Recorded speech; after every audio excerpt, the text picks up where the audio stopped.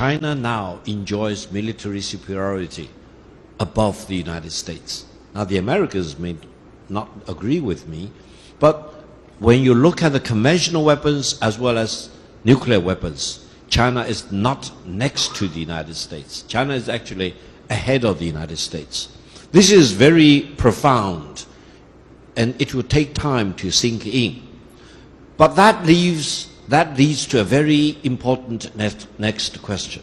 That is, whether the United States wants to pick up a war against China.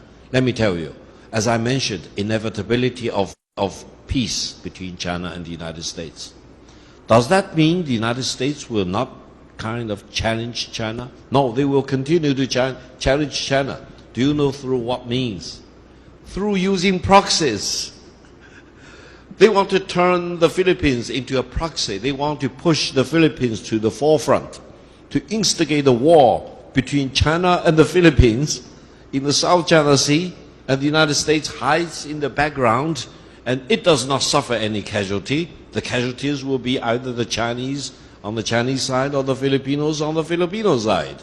That would be very, very dangerous. There is another potential proxy. That is the separatists in Taiwan. The Americans want to push the separatists in Taiwan to the forefront to instigate a war between the two sides of the Taiwan Strait.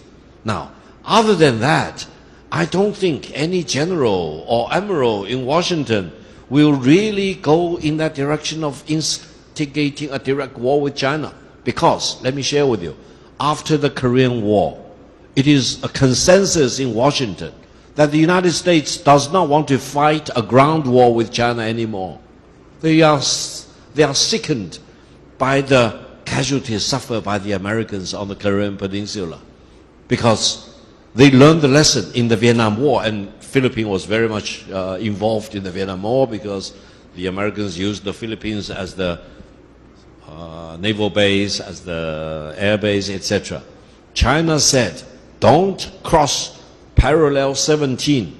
Let me tell you, the Americans never crossed above the parallel 17. China drew a line, and the Americans didn't move 1 inch above parallel 17. That was in the 1960s. That was in the 1970s. Now, allow me to share with you. If you watch the aerial battle between the Pakistanis and the Indians, and I know both of them very well, they both talked about Victor Gao as being very influential when I talked with them on Indian TV and on Pakistani TV.